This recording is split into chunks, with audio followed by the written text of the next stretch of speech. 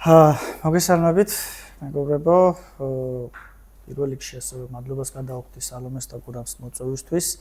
ჩემთვისაც სიახლე იყო ამ სივრცის აღმოჩენა, იმიტომ რომ გასაგებია ჩინეთის შესახებ შეიძლება დაინტერესება იზრდება ჩვენ საზოგადოებაში, მაგრამ თვითონ ეს სივრცე საკმაოდ ინტერდისციპლინარულად მუშაობს და საკმაოდ საინტერესო ბევრი აქტივობები აქვს და მეც გირჩევთ უფრო, ასე ვთქვათ, გაეცნოთ მათ აქტივობებს, შეიძლება ამ კონტენტის გარდა, ამ ღონისძიების გარდა სხვა რაღაცებიც იყოს თქვენთვის საინტერესო.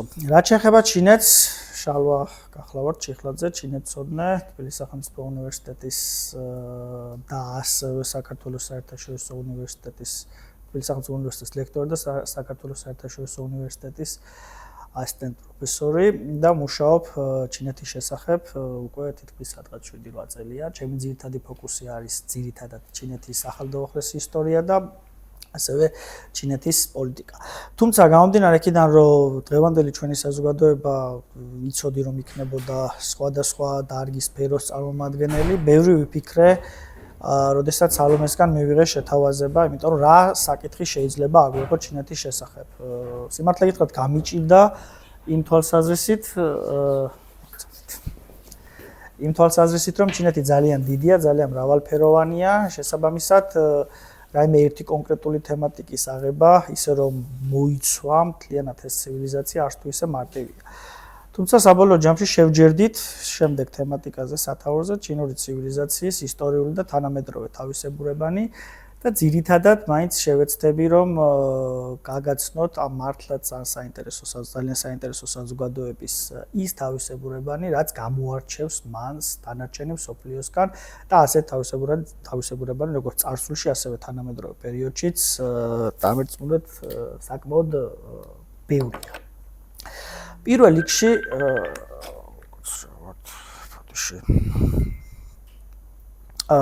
რიგში როდესაც ჩინეთს ვსაუბრობთ, უნდა ყოველთვის და ყველგან ვამბობ ამას, როდესაც ჩინეთზე მიწევს საუბარი, რომ ის საზომები, რა საზომებითაც ჩვენ ვუყურებთ ან ვზომავთ დასავლურ ცივილიზაციას და ამ შემთხვევაში დასავლურ ცივილიზაციას გულისხმობ ჩინეთიდან ყველაფერს დასავლეთით, მათ შორის როგორც ისლამური სამყაროს, ასევე კლასიკური ევროპული და დასავლური ნახევარსფეროს. ის საზომები, რასაც ვიყენებთ ამ დასავლურ საზოგადოებასთან მიმართებით, ჩინეთში ხშირ შემთხვევაში არც თუ ისე ეფექტურია და ხშირ შემთხვევაში ვერ გვაძლევს სწორ შედეგს, სწორ აღქმას ჩინური ცივილიზაციის, იმიტომ რომ ის არის ძალიან განსხვავებული. როდესაც თავისებურებებზე და ვემზადებოდი ამ ასე ვთქვათ ლექციისთვის და ფიქრობდი იმ თავისებურებებზე, იმდენი რეალურად თავისებურება ამოტივტივდა გონებაში ჩინეთის შესახებ, რომ ბოლოს გადავწყვიტე რაღაცნაირად მოკლე მონახაზი გამეკეთებინა. მოდი დავიწყოთ პირველი თავისებურებებით ჩინური ცივილიზაციის. ჩინეთი არ არის ერთ-ერთი ყველაზე ძველი, ჩინეთი ძველი ცივილიზაცია, მაგრამ არ არის ყველაზე ძველი, ხო? ჩვენს რეგიონთან ახლოს ვიცით გაცილებით უფრო ძველი ცივილიზაციები, იგივე შუამდინარეთის, იგივე ეგვიპტური, შემდგომ უკვე შემოდის ელინისტური და რომაული ცივილიზაციები, მაგრამ ჩინეთს ამ არსებული ცივილიზაციებისგან აქვს ერთი ძალიან მნიშვნელოვანი განმასხვავებელი ფაქტორი, ეს არის მისი უწყვეტობა. ეს უწყვეტობა ქმნის სწორედ იმ ძალიან რთულ ჯაჭვს თანამედროვე ჩინური საზოგადოებისა წარსულთან, რაზეც ფაქტობრივად აშენებულია ეს 1,5 მილიარდი ადამიანი ჩინეთში და ალბათ შეიძლება რამდენიმე ათეული ადამიანი ჩინეთის გარეთ.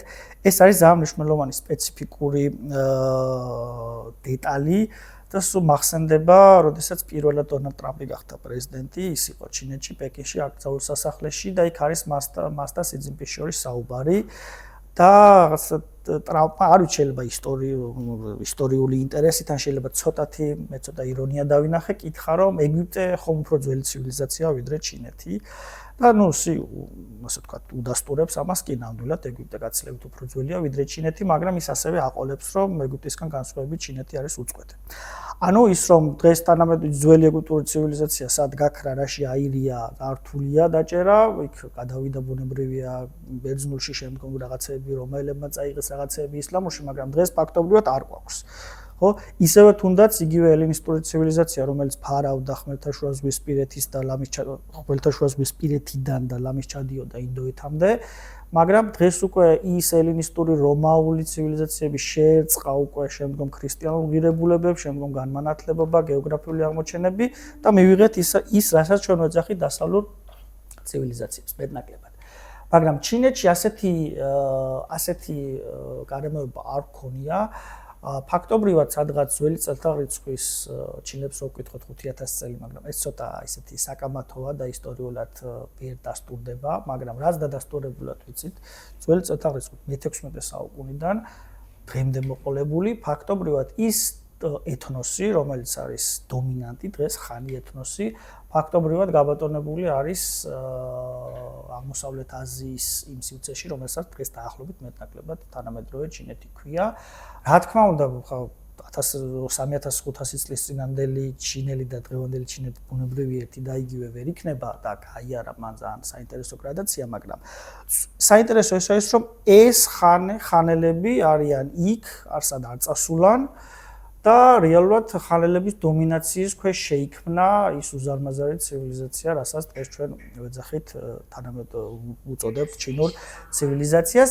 ერთადერთი საპირწონე ამ თვალსაზრისით ჩინეთის არის ინდოეთი, ინდური ცივილიზაცია, მაგრამ ინდოეთი გაცილებით უფრო მრავალფეროვანია, ჩინეთის შედარებით უფრო ერთგვაროვანია და ესეც ასე ვთქვათ მისი დამახასიათებელი ნაწილია. ეს არის ერთ-ერთი რომ ის არის უწყვეტი და უწყვეტობა ქმნის მის ჩემი აზრით ერთ-ერთ პირველ ძალიან საინტერესო თავისებურებას და განსაკუთრებულებას. მეორე ფაქტორი ჩვენ როცა ვსაუბრობთ ნაციონალიზმზე, ნაციონალიზმი ძირითადად უფრო თანამედროვე კონცეფტია, მაგრამ ჩინეთი, რა თქმა უნდა, არათანამედროვე გაგებით არის ერთ-ერთი ყველაზე ძველი შეიძლება ითქვას ეთნოცენტრისტული, შეიძლება გამიბრაზდნენ ჩემი ჩინელი მეგობრები, მაგრამ ასევე ერთ-ერთი ყველაზე ნაციონალისტური საზოგადოება, იმიტომ რომ თვითონ ჩინეთი ჩინურად ჯუნგოა, ნიშნავს ცენტრ სახელმწიფოს, ცენტრალურ სამეფოს, ცენტრ სახელმწიფოს. ესე იგი რას ნიშნავს, რომ ჯერ კიდევ ძალიან ბევრი წლის წინ ქრისტეშობამდე ადამიანთა ჯგუფმა, რომლებიც ცხოვრობდნენ ამ შემთხვევაში ცენტრალურ ჩინეთში, გადაწყვიტეს, რომ ისინი არიან ცენტრი სახელმწიფო, ფაქტობრივად სამყაროს ცენტრი და ყველაფერი მათ ირგვლივ არის ბარბაროსული. ხო, ეს ცოტა ისეთი შეიძლება დღევანდელი გადასახედიდან პოლიტკორექტურობაში არ ზის, მაგრამ ეს იყო მთელი ასე ვთქვათ ფილოსოფია ძალიან ბევრი წლების განმავლობაში, შეიძლება ითქვას მე-20 საუკუნის დასაწყისამდე, სანამ ჩინეთის რესპუბლიკა დაარსდებოდა. ანუ იქ მყოფ ადამიანებს მიაჩნდათ, რომ ისინი არიან სამყაროს ცენტრი, აღმატებული კულტურულად, აღმატებული ასე ვთქვათ თავისი ფასეულობათა სისტემით, განათლებით და ყველაფრით და ისინი არიან და ასე ვთქვათ გარშემორტყმული ბარბაროსებისგან. ეს არ არის მარტო ბუნებრივია, რა თქმა უნდა, ეს ეთნოცენტრისტული განაცხადია და ბევრი ერს ქონია ხოლმე მსგავსი მოსაზრებები, მაგრამ თლად ჰაერიდან მოტანილი არ იყო ეს ასე ვთქვათ განაცხადი იმ დროინდელი ჩინური საზოგადოების, იმიტომ რომ რატო? პირველი, თუ ჩვენ დაუკვირდებით ჩინეთის ირგვლივ წარმოვიდგენთ ახლა ასე ვთქვათ კონტროლ რუკას, ერთადერთი საპირწონე ასე ვთქვათ კულტურული თვალსაზრისით ჩინეთისა იყო ინდოეთი, უბრალოდ მათ შორის არც თუ ისე დიდი და ინტენსიური კავშირი არსებობდა, განსხვავებით დასავლეთისგან, როდესაც ხმელთაშუა ზღვა აერთიანებდა, ხო, დიდი ბრიტანეთიდან მოყოლებული, ფაქტობრივად მცირე აზიამდე ამ უზარმაზარ სივრცეს, ომებთან ერთად იყო ძალიან დიდი კულტურული მიმოცვლა. აღმოსავლეთ აზიაში ეს პრობლემატური იყო, რატომ? პირველი ფაქტორი არის გეოგრაფია. ორი ფაქტორი, როდესაც ჩინეთს ვსაუბრობ არავითარ შემთხვევაში არ უნდა დავავიწყოთ, ერთი არის გეოგრაფია, მეორე დემოგრაფია. გეოგრაფიული ფაქტორი. გეოგრაფიული ფაქტორი იქიდან გამომდინარე არის მნიშვნელოვანი, რომ თუ ჩვენ დაუკვირდებით ჩინეთი და ინდოეთი დღეს მეზობელი ქვეყნები არიან, მაგრამ მათ შორის არის უზარმაზარი მთათა სისტემა, ჰიმალაის მთათა სისტემა, ასევე ტიბეტის პლატო, დღევანდელი ტიბეტის რეგიონი.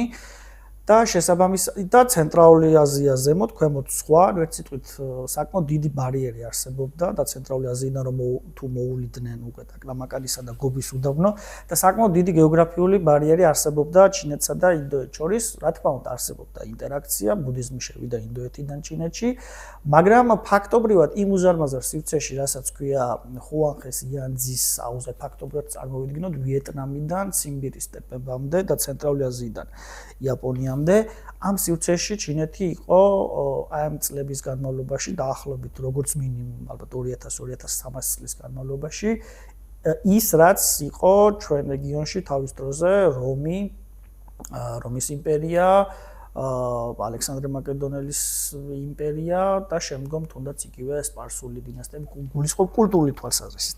ანუ ის იყო დომინანტი აბსოლუტურად, ოღონდ ეს ჰეგემონია არ გამოისახებოდა მე არ მინდა პოლიტიკურ და სამხედრო მიმართულებაზე აქცენტი გავაკეთო, ეს იყო აბსოლუტური კულტურული და ცივილიზაციური დომინანტობა და არსებობს ასეთი ტერმინი სინოსფერო. და სინოსფერო მოიცავს რამდენიმე დღევანდელ თანამედროვე სუვერენულ სახელმწიფოს, იაპონიას, კორეას, ორივეს და ასევე ვიეტნამსაც. რას ნიშნავს სინოსფერო? სინოსფერო ეს არის ჩინეთთან ძალიან სინოცენტრულ მსოფლიოსთან ძალიან ახლოს ყოფი ქვეყნები, ცივილიზაციები და ჩინეთი იყო ექსპორტიორი, ხოლო ეს ქვეყნები იყვნენ იმპორტიორი ძალიან ბევრი რაღაცისა.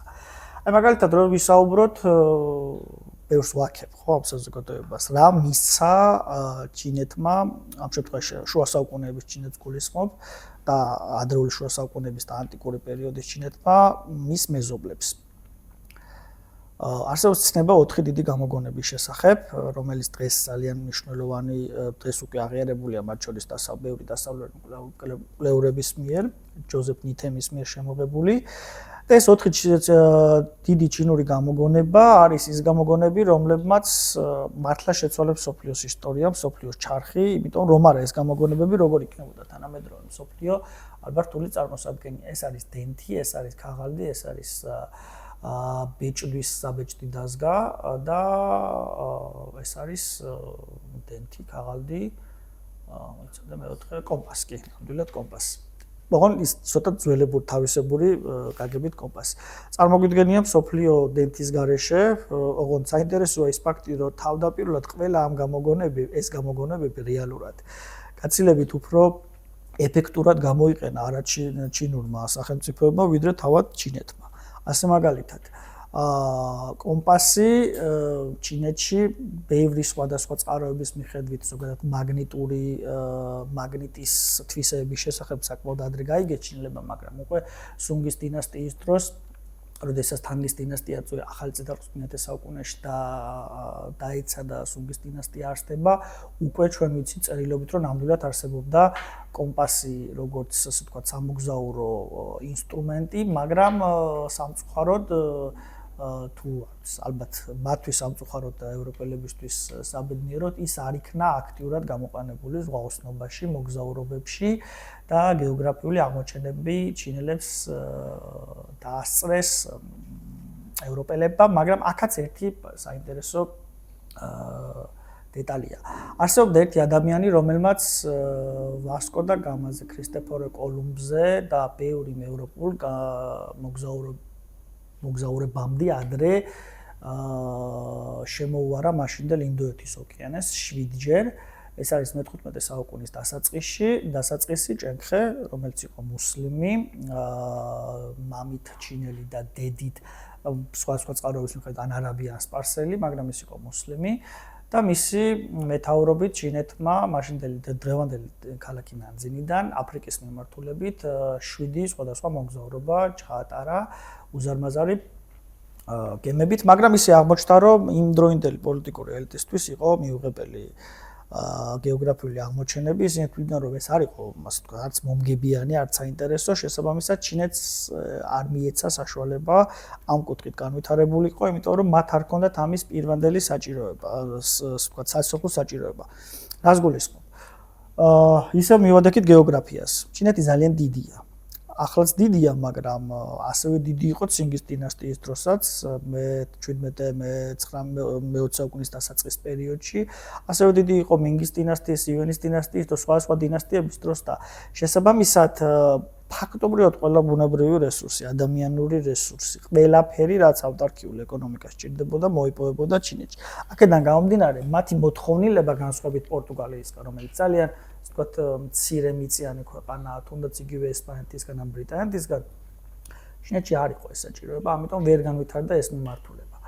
ასევე ძალიან მნიშვნელოვანი დენთი, რომელიცაც ჩინელები იყენებდნენ საბრძოლო მიმართულებით, მაგრამ ესეც ევროპელებმა გაცილებით კარგად ავითვისეთ, ან ცუდად და შემდგომ დენთის ათვისებას რა მოყვა, ეს დარწმუნებული ვარ, შესანიშნავად იცით. საბეჭდი თემა ბუნებრივი ეს არის გუტენბერგის მიერ შექმნილი საბეჭდი დაზგა, მაგრამ ეს იყო ეგრეთ წოდებული, ასე ვთქვათ, ამოტვიფრული, თავდაპირველად ხეზე და მე შემდგომ უკვე სხვადასხვა მეტალის საგნებზე იეროგლიფები, რომლებზეც მელანს, ასე ვთქვათ, ასხამდნენ, ადებდნენ ქაღალდს, რომელიც ასევე ჩინურია და შეიძლება მარტივად ხდებოდა ტექსტის გავრცელება, ესეც მნიშვნელოვანია და დღესაც კი იმდენი ხელნაწერია, ამ ხელნაწერი უფრო დაბეჭდილი ტექსტია აღმოჩენილი განსაკუთრებით ცენტრალურ პროვინციებში, რომ დღესაც კი არ არის, ასე ვთქვათ, ის ძველი და შუა საუკუნეების ხელნაწერები შესწავლილი თანამედროვეში. მაგალითად, ცინგის დინასტიის შესახებ სუქოციშუ არის ასეთი დიდი ენციკლოპედია, რომელიც მანჯურინმა იმპერატორმა შექმნა, დღესაც კი არ არის ბოლომდე შესწავლილი და გამოკვლეული, იმდენად დიდი და უზარმაზარია. ანუ ეს გამოგონებების ერთი ნაწილი რა მისცა ჩინეთმა იმ რეგიონს, არათანაჩემ მსოფლიოს არა. ასევე იეროგლიფები, იეროგლიფური დამწერლობა. დღევანდელი იაპონია სამი ანბანი აქვს იაპონიას და კანჯი ჩინურია, ასევე კორეელებიც გამოიყენებდნენ, მაგრამ ბუნებრივია ახლა აღარ გამოიყენებენ და ასევე აქტიურად გამოიყენებოდა ვიეტნამში და სხვა მიმდებარე ქვეყნებში. დამწერლობის თვალსაზრისით ძალიან მნიშვნელოვანი არის ჩინეთის, ასე ვთქვათ, მემკვიდრეობა მის ირგვლივ მყოფ ხალხებში. ერთადერთი, ასე ვთქვათ, დიდი არაჩინური, მაგრამ დღეს ბევრს რო ჩინური გონია მოვლენა, რაც ჩინეთში შევიდა ინდოეთ-ნეპალიდან, ეს იყო ბუდიზმი. და აქ სწორედ მივადგებით ერთ-ერთ საინტერესო კიდევ ჩინურ გარემოებას, ეს არის ყველაფრის გაჩინურება. რას გულისხმობ? ბუდიზმი შედის ინდოეთიდან ჩინეთში, მაგრამ რეალურად ჩინელებმა მაინც მოახერხეს და მე თეოლოგი არ გახლავართ, მაგრამ თავისებურ რაღაც გარკვეული თეოლოგიური სკოლები შექმნეს, რომელმაც გამოიწვია ეს, რომ დღეს გვაქვს ბუდიზმის რამდენიმე დენომინაცია, მათ შორის კონტინენტური ბუდიზმი, რაც ძირითადად ჩინეთშია გავრცელებული, იაპონიაში პოპულარულია ძენ ბუდიზმი, დასავლეთში ძალიან პოპულარული გახდა და ტიბეტური ბუდიზმი, ანუ იგივე ლამაიზმი. ტიბეტური ბუდიზმი და ჩინური კონტინენტური ბუდიზმი და ძენ ბუდიზმი თეოლოგიური თვალსაზრისით არც თუ ისე ახლოს არის ერთმანეთთან, ისევე როგორც თუნდაც სუნიზმი და შიიზმი ან ქრისტიანობის სამი დიდი დენომინაცია. ამას გარდა, როდესაც ბუდიზმი შევიდა ჩინეთში, იქ მას დახვდა ორი ფილოსოფიური მოძღვრებათა სისტემა, რომელიც იყო აყვანილი, შეიძლება ითქვას, რელიგიურ, ასე ვთქვათ, ხარისხში. ოღონდ როცა ვსაუბრობ რელიგიას, ძალიან მინდა არ აგვერიოს ეს რელიგიური ფილოსოფიური რელიგიური მოძღვრეები აბრამისეულ, ასე ვთქვათ, რელიგიებთან, იმიტომ რომ აქ თუ არის თეიზმი, როდესაც მონოთეისტური რელიგია, როდესაც ერთი მამა ღმერთი იქნება, თუ ალაჰი, თუ იაჰვე, ვინც არის ყველაფრის შემოქმედი, ასეთი რაღაც და ასე ვთქვათ, ცუდებს, ცოტა პრიმიტიული ახსნა ახლა, მაგრამ მაინც ის განსჯის კარგს და ბოროტს და ვიღაცებს ჯოჯოხეთში უშვებს, ვიღაცებს სამოთხეში. კონფუციზმი და ტაოიზმი შეიძლება ითქვას ერთი მხრივ ის არის ფილოსოფია, მაგრამ ფილოსოფიური მოძღვრება, მაგრამ ასევე შეიძლება ითქვას ის აყვანილი იყო რელიგიის ხარისხში, ოღონდ ათეისტური რელიგიის, ანუ ის არ არის თეისტური რელიგიური სისტემა. აქედან გამომდა, აქ არის საინტერესო კიდევ ერთი ფაქტორი, კიდევ ერთ თავისებურებას მივადექით დასავლეთთან, ასე ვთქვათ, დაპირისპირება შედარებისთვის. მაგალითად აბრამისეული რელიგიები მიუხედავად იმისა, რომ ფესვი ერთი იყო და თითქოს დაეშენენ ერთმანეთს, ზართულად თანაცხოვრობდნენ ერთმანეთთან. ჩვენ ვიცით ჯვაროსნული ომები, ვიცით ხალიფატის მიერ ისლამის გამოყენება ესპანეთიდან, ცენტრალურ აზიამდე, პოლიტიკური მიზნებისთვის, იუდაიზმის შედარებით უფრო მოგრძალებული იყო ამ თვალსაზრისით, მაგრამ ისინი ზართულად თანაცხოვრობდნენ ერთმანეთთან.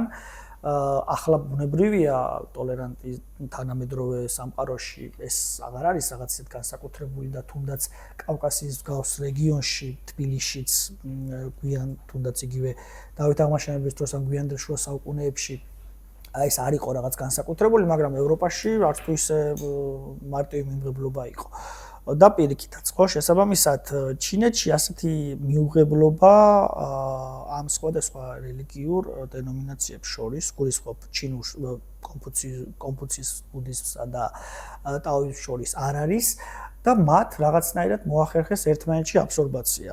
ანუ ცნაურია, აი დღევანდელი ჩინური საზოგადოება, საშუალო სტატისტიკურ ჩინეთს რომ ვკითხოთ, ძირითადად ნაწილი მაინც არის ათეისტი, ოღონდ ეს უკვე თანამედროვე კომუნისტური, ასე ვთქვათ, სახელმწიფოს შედეგია, მაგრამ მათთვის რელიგია არის აი რაღაც ტრადიციული სისტემა, საშუალება, რომელიც მას აკავშირებს წარსულთან და წინაპრებთან და მე მაგალითად არაერთხელ მინახავს ადამიანს, როცა დამისვამს კითხვა რას წამს მას, ან რომელია მისთვის უპირატესი ღირებულებითი სისტემა, აქ გულისხმობ ჩვეულებრივ ადამიანზე და არა რაღაც სწავლულზე, რომელსაც ძალიან დეტალურად იცის მათ შორის სხვაობები, ძალიან რთულად უპასუხია თუ რა განსხვავებაა, იმიტომ რომ რაღაც ნაწილი შეიძლება ტაოიზმიდან კონდეს მას აღებული, რაღაც ნაწილი კონფუციზმიდან, ან და ასევე შეიძლება მიდიოდეს და ტაძარში ბუდა მაიტრეას მიმართულებით ლოცულობდეს. ეგეც არის კიდევ ერთ-ერთი უცნაური სპეციფიკაცია ძველი და თანამედროვე ჩინური საზოგადოების, რომ რაღაცნაირად ეს მოახერხა ამ ღირებულებათა სისტემებმა და რელიგიებმა ერთმანეთში აბსორბაცია. თუმცა ლამაიზმი, ტიბეტური ბუდიზმი და კონტინენტური ბუდიზმი, ასე ვთქვათ, ერთმანეთს არ აღრევია, იმიტომ რომ იქ საკმაოდ ცოტა ესეთი ფუნდამენტური განსხვავებები იყო. ეგ კიდევ ერთი ფაქტორი. წარსულზე შეგვიძლია ბევრი ვისაუბროთ, კიდევ ერთი თავისებურება, რაც ვიღაც წეღავს საუბრობდით, როცა მოვდიოდი მე და ასე ვთქვათ, ტაქსის მძღოლი, წინასწარ მომიწია, ასე ვთქვათ, რაღაც გარკვეული ტიპის ლექციის ჩატარება და ეგეთი კითხვა დასვა, რომ ისტორიულად ისინი არ არიან დამპყრობლები, უბრალოდ კომენტარი გააკეთა, არ არიან დამპყრობლები.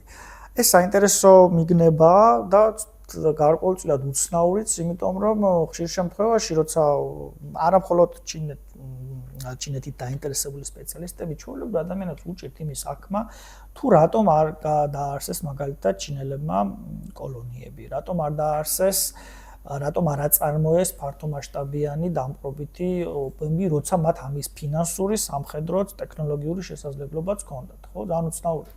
ანუ დენთი გამოიყენეს მონღოლებმა ჩინელებზე უკეთესად და ხა დენთი არ იყო მთავარი მიზეზი, მაგრამ ისინი აქტიურად იყენებდნენ საბრძოლო მოქმედებებში. კომპასი უახსენეთ და მთელი რიგი სხვადასხვა გამოგონებები, მაგრამ ჩინეთი დინდად არასოდეს გასულა იმ სივრციდან, რასაც ერქვა სინოცენტრული მსოფლიო. ეს რა არის ეს არის ცენტრალური აზიიდან თანამედროვე ჩინეთი პლუს ცოტა თანამედროვე რუსეთის აღმოსავლეთ ნაწილი და ოდნავ ქვემოთ ვიეტნამი.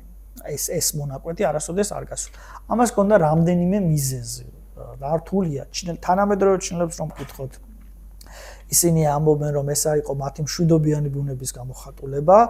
კი, შეიძლება ამ ასე ვთქვათ მოსაზრებას დავეთანხმოთ, მაგრამ ეს ჩემი აზრით ცოტა უფრო პოლიტიკური პროპაგანდის შემცველი მოსაზრებაა, იმიტომ რომ რაღაც ერის სახელმწიფოები, მშვიდობიანები, როგორც წესი, იშვიათად არიან ხოლმე და სხვადასხვა მიზეზების გამო, ეკონომიკური, სამხედრო, პოლიტიკური მიზეზების გამო ისინი ხშირად აწარმოებენ დაპყრობით ომებს.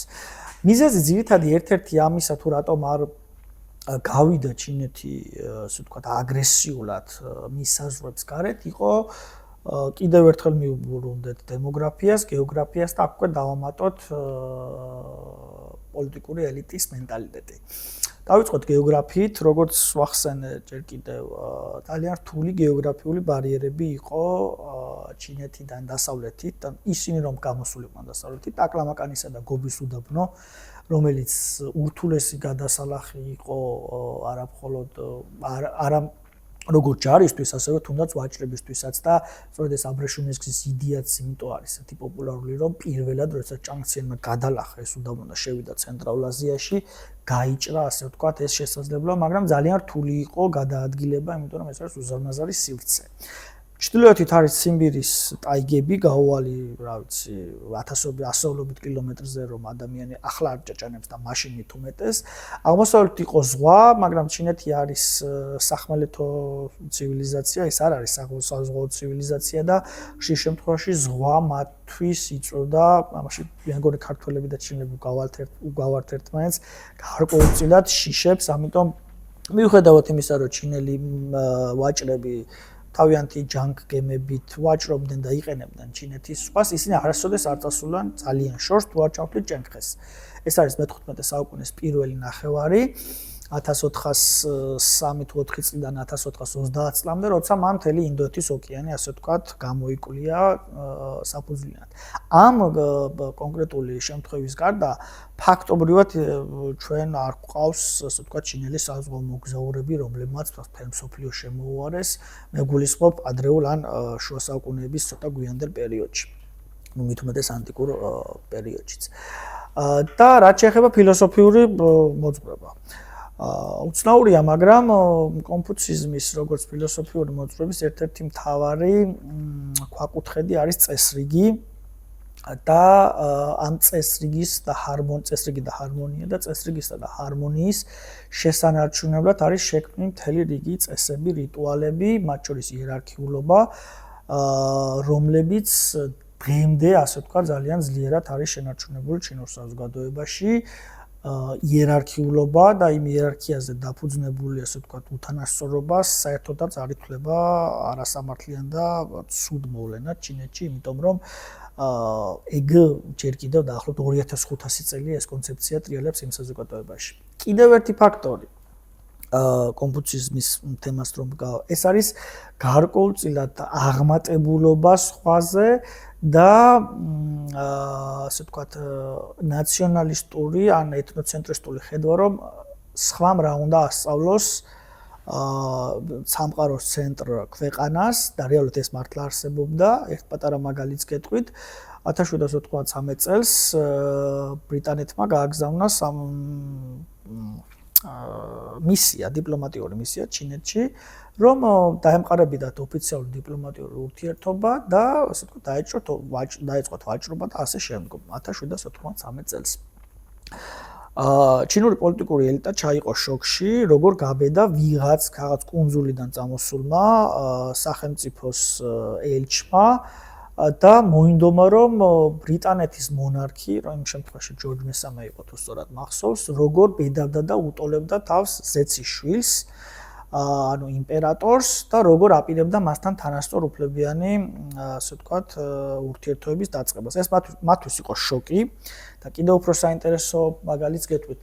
50 წლის მერე, როცა ოპიუმის ომები მოხდა და ინგლისელებმა ეს უარი, ასე ვთქვათ, ცუდად აზღვევინეს ჩინელებს და ოპიუმის ორივე ომში სასტიკად დამარცხდნენ და გააღებინეს პორტები და დაადებინეს ძალიან ბევრი უთანასწორო ხელშეკრულება და დაიწყო ეგრეთ წოდებული ჩამური საუკუნე.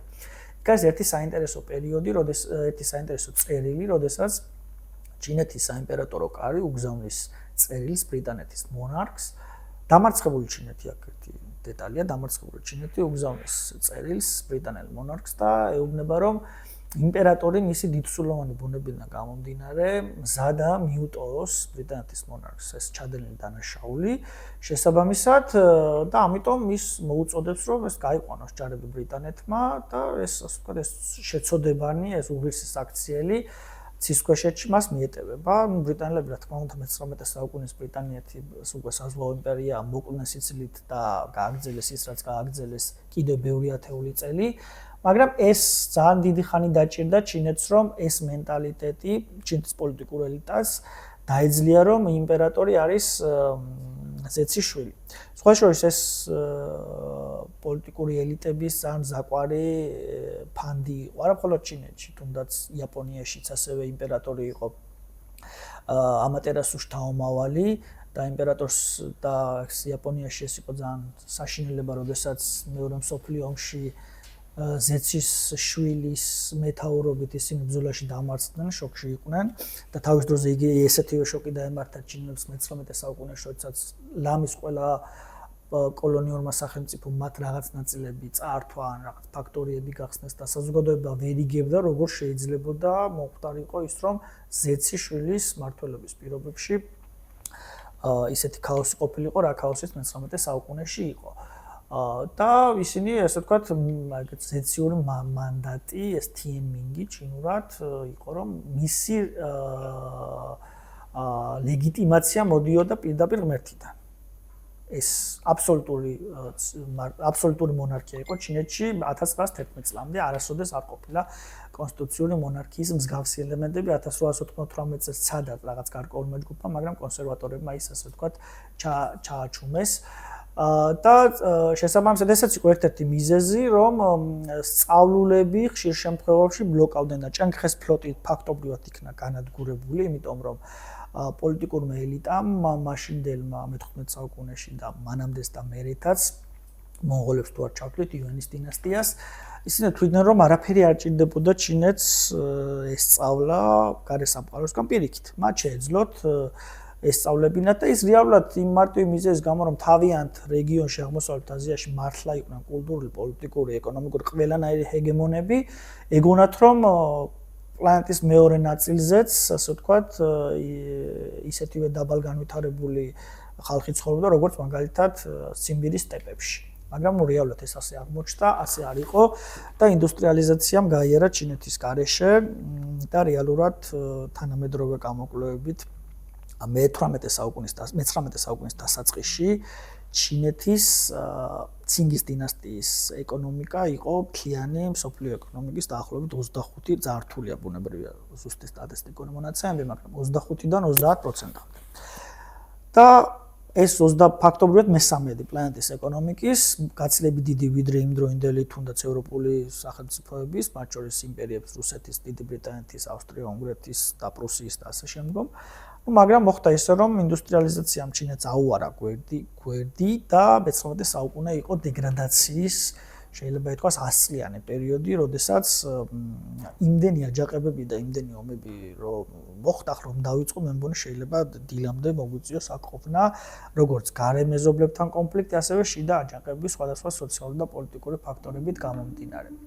ასეა თუ ისე მოვედით მე-19 საუკუნის ბოლოში და აი ეს რთული პერიოდი 1829 წლიდან პირველი ოპიუმიდან შემდგომ მე-19 საუკუნეში გაგრძელებული ჩინურ საზოგადოებაში დღეს და ისტორიოგრაფიაში შესულია როგორც ჩაგურის საუკუნე. ჩაგურის 100 წელი და განსაკუთრებით აქტიურად იყენებს ამას თანამედროვე მმართველი პოლიტიკური კომუნისტური პარტია, რომ ისინი თითქმის 100 წელი იყვნენ, ასე ვთქვათ, ჩაგრულები გარეძალების მიერ და არასოდეს აღარ უნდა დაუბრუნდნენ ისეთ მდგომარეობაში, რამ მდგომარეობაშიც ისინი ამყოფეს თავის დროზე უცხოელმა ბარბაროსებმა, ამ შემთხვევაში კოლონისტურმა ძალებმა. შემდგომ მე-20 საუკუნის დასაწყისი არის შედარებით გახსნილობის პერიოდი, როცა შედის დასავლური, მათ შორის პოლიტიკური იდეოლოგიები, ლიბერალიზმიც, ასევე სოციალიზმი აქტიურად იკავებს ფეხს და ბოლო-ბოლო 1959 წელს კომუნისტური რეჟიმი იმარჯვებს, კომუნისტური პარტია იმარჯვებს სამოქალაქო ომში და მის მერე უკვე გვაქვს, ასე ვთქვათ, ჩინეთის სახალხო რესპუბლიკა. მაგრამ თანამედროვე ჩინურ საზოგადოებაზეც რომ გადმოვიდეთ და დავანებოთ ახლა წარსულს მხოლოდ თავი, თანამედროვე ჩინური საზოგადოება ძალიან საინტერესოა იმ თვალსაზრისით და ჩემი აზრით გარკვეულწილად პარადოქსალურიც მის არსში გულისხმობ რას. ასე მაგალითად, თანამედროვე ჩინური საშუალო სტატისტიკური ჩინელი არის ბუნებით კონსერვატორი, მიუხედავად იმისა, რომ ტექნოლოგიურად და ალბათ მეტნაკლებად ყველა ვიცით ჩინეთის ტექნოლოგიური წარმატება ბოლო 20-30 წელიწადში, ტექნოლოგიურად ის არის ძალიან, ასე ვთქვათ, დიჯიტალიზირებული მოქალაქე, მაგრამ ღირებულებითი კონტექსტით ის არის კონსერვატორი, ტრადიციონალისტი, შესაბამისად, მიუხედავად თავის დროზე კულტურული რევოლუციისა, ხო, კომუნისტური პარტიის და პირველ 60-იან წლებში, სულ მახსენდება ერთი საინტერესო კარიკატურა, მარქსი და კონფუცი კლავჭიდში ხელს უწევენ ერთმანეთს და ბოლოს კონფუცი, ასე ვთქვათ, ერევა. ნუ ერევა ცოტა რთული სათქმელია, მაგრამ მაინც მოხდა რომ ჩინელებმა სოციალიზმით, ასე ვთქვათ, გააჩინურეს, იმიტომ რომ ჯერ კიდევ 1927 წელს, როცა სულ 6 წლის დაარსებული იყო კომუნისტური პარტია, კლასიკურ ლენინიზმსა და ასე ვთქვათ, ორთოდოქსულ მარქსიზმსა და მაოს და შემდგომ სხვა პარტიის სხვა წევრებს შორის მოხდა პირველი, ასე ვთქვათ, იდეოლოგიური დაპირისპირება, ამასაც ვიტყვი და მე როგორ გადმოვალ თანამედროვე სოციალიზმზე, იმ თემაზე, რომ ვინ უნდა იყოს რევოლუციის ავანგარდში. კლასიკური მარქსიზმით რევოლუციის ავანგარდში უნდა იყოს მუშურგლეხური პროლეტარიატი და მაშინ სწორედ მაო დაუპირისპირდა ამ თეზას, იმით რომ ჩინეთში არის ძალიან ცოტა, ასე ვთქვათ, მუშა, იმიტომ რომ ჩინეთი არის სუსტად ინდუსტრიალიზირებული. ეს კონცეფტი არის მარქსის მიერ შექმნილი ბრიტანეთის და ევროპის მაგალითზე, ეს არის, ასე ვთქვათ, არარელევანტური ჩვენთვის და ჩინეთში რევოლუცია უნდა დაეყრდნოს გლეხებს. ეს იყო ერთ-ერთი პირველი დაპირისპირება, ასე ვთქვათ, კლასიკურ სოციალიზმთან და ფაქტობრივად რეალურად აღმოჩნდა, რომ ეს მართლა სწორი მიდგომა იყო, იმიტომ რომ გლეხების დახმარებით ფაქტობრივად მან მოიგო სამოქალაქო 1959 წელს. შემდგომ კიდევ ჩინური ეს მიდგომა კიდევ ერთი თავისებურება, რომ ყველაფერს აჩინურებენ. როდესაც 20 წლიანი დაახლოებით 20-25 წლიანი მმართველობის შემდგომ აღმოაჩინეს, რომ იმ ტიპის სოციალიზმის მათ თავის დროზე საბჭოთა კავშირიდან გადმოიღეს მთლად წარმატებული ვერ იყო. ოღონდ ამ შემთხვევაში მაო გარდაცვლილია უკვე. ახალმა პოლიტიკურმა ელიტამ ძალიან მოქნილი სტრატეგია შემოიტანა, რომელიც დღეს ცნობილია ჩინური სოციალიზმის ჩინური სპეციფიკით და ეს იყო შეიძლება ითქვას ძალიან პრაგმატული, მოქნილი და ცოტა ცივი გონებით გაანალიზებული იმდროინდელი პოლიტიკური და ეკონომიკური მდგომარეობა, რამდენიმე ფრთიან გამონათქვამს მოგაშველებთ დენ სიაოპინგისგან. ერთი ძალიან ცნობილია ყველამ იცის, რომ რა მნიშვნელობა აქვს რაფერია კატა თუ ის იჭერს თაგვებს. ამ შემთხვევაში ის უმტკიცება ამ თეზით მისი პარტიის წევრებს, რომ კაპიტალისტური ელემენტები აუცილებელი იყო გამოეყენებია ჩინეთს იმისაც, რომ ეკონომიკური გარდაქმნა მოეხდინა. მეორე ფრთიანი ფრაზა, რომ უნდა გავიაროთ მდინარე ისე, რომ გრძნობდეთ ქვებს, ანუ წყალში არ უნდა შესულიყო ჩინეთი ისე, რომ მას დახრჩობილიყო ფრთხილად, ნელ-ნელა ეტაპობრივად უნდა განახორციელებია ეს რეფორმა. და კიდევ ბოლოს იყო ერთ-ერთი ეს უკვე ცოტა უფრო გვიანდელი ფრთიანი ფრაზა, როცა ჰონკონგს ეხებოდა საქმე, როცა ჰონკონგი დაუბრუნდა ჩინეთს, ერთ-ერთმა არ ვიცი ჩინელმა თუ დასავლელმა ჟურნალისტმა კითხა, რა ბედი ელოდა ჰონკონგს. და ეგეთი კიდევ ფრთიანი ფრაზით უპასუხა დენ სიაოპინგმა, რომ ჰონკონგი გავს ბატს, რომელიც ოქროს კვერცხს დებს და მე ამ ბატს არ დავკლავ. აქედან გამომდინარე, ეს ზოგადად მიდგომა იმდროინდელი პოლიტიკური ელიტის, რაც არ გამოვიდა თავის დროზე საბჭოთა კავშირის, პერესტროიკისა და გლასნოსტის რეალურ ჩინეთს უფრო ადრე დაიწყეს. გამოვიდა ჩინეთს და შეიქმნა სისტემა ისევ ერთი პარტია სახელმწიფო პოლიტიკური თვალსაზრისით არ ყოფილა დიდი, ასე ვთქვათ, იყო ბუნებრივია გარკვეული რეფორმები, მაგრამ არ ყოფილა რევოლუციური რეფორმა, მაგრამ იყო რევოლუციური რეფორმები ეკონომიკის თვალსაზრისით, როდესაც შეიქმნა ეკონომიკური თავისუფალი ეკონომიკური ზომები და ექსპერიმენტებით, ასე ვთქვათ, ჩინეთი რეალურად დღეს გახდა ის, რაც გახდა მსოფლიოს ნომერ მეორე ეკონომიკა. შეიძლება პირველიც გახდეს, ვნახოთ 20-30 წლის მერე, მაგრამ ეს ცოტა შორეული პერსპექტივაა. ანუ კიდევ ერთი ასე ვთქვათ თავისებურება ამ საზოგადოების არის ერთი მხრივ შეიძლება ბუნებრივია ვისაუბროთ იმაზე, რომ ის კი არის ტრადიციონალისტი, არის კონსერვატორი, მაგრამ ასევე საკმაოდ მოქნილია და გახსნილი ამა თუ იმ ცვლილებებისთვის და ეს აჩვენა თავის დროზე 70-იანი წლების დროს დენ სიაოპინის რეფორმებმა. კიდევ უფრო აქეთ რომ გადმოვიდეთ და მე მინდა რომ მონახაზი გავაკეთო და შემდგომ დიალოგის რეჟიმში გავაგრძელოთ, იმიტომ რომ დარწმუნებული ვარ თქვენ კითხვები გექნებათ და მე შეიძლება ვერ გამოვიცნო ყველა კითხვა და შესაბამისად ბუნებრივია ყველა თემაზე ვერ ვისაუბრობ. დიალოგის ფორმატში გავაგრძელოთ საუბარი. კიდევ ერთი ფაქტორი არის ჩინურ საზოგადოებაში დღეს გენდერული როლები ჩემთვის საინტერესო აღმოჩენა იყო, როდესაც პირველად ასე ვთქვათ, მე პირველად იქ ცხოვრების დროს გადავეყარე და გამოცადე ეს ყველაფერი, გენდერული რომები ჩინურ საზოგადოებაში არის პატრიარქალურ საზოგადოება, მას ყველა აღიარებს, ეს არ არის საზოგადოებაში განხილვის თემა. თუმცა ძალიან ემანსიპირებულია თანამედროვე ჩინურ პოლიტიკურ და განსაკუთრებით ეკონომიკურ ცხოვრებაში ხალი, მაგრამ ამავდროულად არის ძალიან უცნაური რაღაცნაირად პარადოქსი, რომ მიუხედავად იმისა, რომ ასე ვთქვათ, ფორმალურად საზოგადოების ოჯახის ხელმძღვანელი არის მამაკაცი, ჩინურ საზოგადოება ითვლება პატრიარქალურ საზოგადოებად, უზარმაზარი გავლენა აქვს, ასე ვთქვათ, ოჯახის წევრ ქალებს, ამ შემთხვევაში მეუღლეებს, განსაკუთრებით ფინანსური თვალსაზრისით.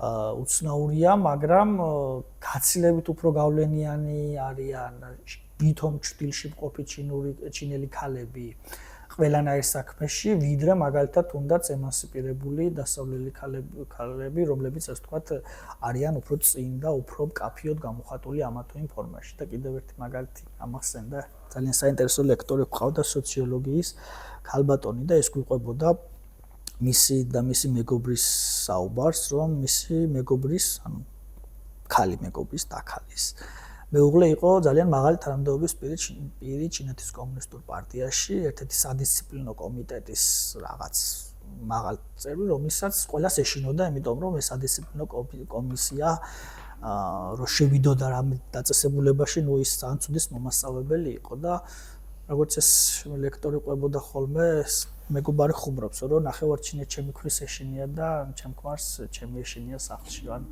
იმის თქმა, რომ ესეც უცნაური გამოხატულება, ფორმალურად არანაირი პრობლემა არ არის ის, რომ კითხვა პატრიარქალურ საზოგადოება, მაგრამ რეალურად არც თუ ისე პატრიარქალურია. კიდევ ერთი საინტერესო დეტალი თანამედროვე ჩინური საზოგადოების მიმართ ეს არის, რომ ზოგადად ოჯახის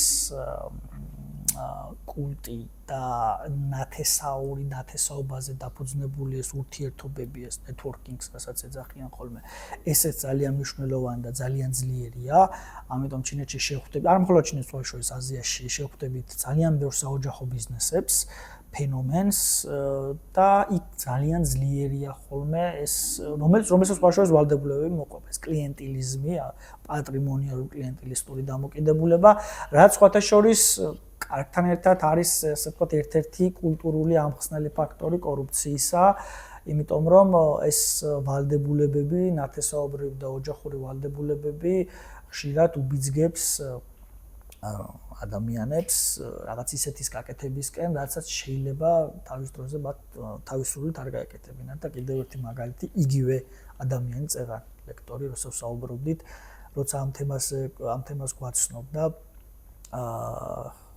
ხუმრობით იხსენებდა ხოლმე, რომ სამი თვე დედაჩემი არამედ რომ ერთ-ერთ ცნობილ უნივერსიტეტში სწავლობდი, ის ქალის პროფესორი იყო და საკმაოდ გავლენიანი და სამი თვე დედაჩემი არ მელაპარაკებოდაო იმისთვის, რომ ჩვენ ერთ ნათესავის შვილს არ გამოუტანე, ასე ვთქვათ, ისანი გამოცდის ბილეთები წინასწარ, რომ აბა შენ რაში გვადგიხარ თუ ეს პატარა, ასე ვთქვათ, სამსახურიც არ გაუწიე სანათესაოს.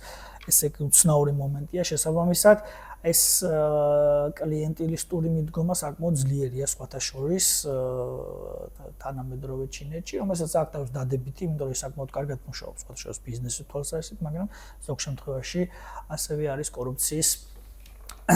კორუფციის წყარო. და კიდევ ერთი ფაქტორი, თანამედროვე, როგორც წარსულზე, ასევე თანამედროვე ჩინელზე ვიტყოდი, ჩინურ მოქალაქეზე ვიტყოდი, საზოგადოებაში თქვენ შეიძლება დაფიქრდეთ, რომ ნუ თუ ყველაფერი მოსწონთ და რატომ არ არის, ასე ვთქვათ, თუნდაც გამოსვლები. გასაგებია, რომ შეიძლება იქ არ არის ესეთი დემოკრატია ბუნებრივია და არის ერთი პარტია და ის პარტია მართავს იქაურობას. მაგრამ შეიძლება ითქვას, საზოგადოებაში არსებობს არაფორმალური სოციალური კონტრაქტი, რომლითაც საზოგადოების არც თუ ისე მცირე ნაწილი თავის რაღაც ტიპის პირად თავისუფლებას, ასე ვთქვათ, აძლევს სახელმწიფოს, ოღონდ იქიდან ის ღებულობს უსაფრთხოებას, სტაბილურობასა და ეკონომიკური კეთილდღეობის ასე ვთქვათ, მიცემის გარანტიას. ეს უცნაური ფენომენი არის სხვათა შორის. და ეს დაირღვა 99 წელს ცნობილი თიანანმენის მოვლენების შემდგომ. შემდგომ კუთხით რაღაცნაირად სიმშვიდე იყო და ასევე უცნაურად მოხდა ისე რომ კოვიდის დროს, როდესაც ძალიან რთული და მძიმე შეზღუდვები იყო თითქმის 2 წელი და ყოველ იკეტებოდა ძალიან ბევრი ბიზნესი და ასე შემდგომ და კარანტინები და მთელი ამბები, მაშინ პირველად ალბათ 1990 წლიდან მოყოლებული 2022-23 წლამდე ფაქტობრივად არ ყოფილა ეგეთი მასშტაბური თემები, რომ ათასობით ჩინეთის მოქალაქე გამოვიდა და მათ გააპროტესტეს საპროტესტო ფორმით ეს ასე ვთქვათ რეგულაციები.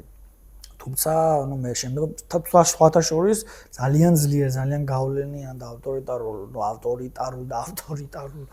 კომუნისტურ პარტიასაც მოუწია, რომ უკან დაეხია და მათ რეალურად დაიწყეს შემსუბუქება ამ ასე ვთქვათ შეზღუდვების, იმიტომ რომ პირველად იყო, როდესაც ათეულობით ქალაქში ერთდროულად გამოდიოდა ათასობით ადამიანი და ეს ჩინეთისთვის ეს ცოტა უჩვეულო მოვლენაა.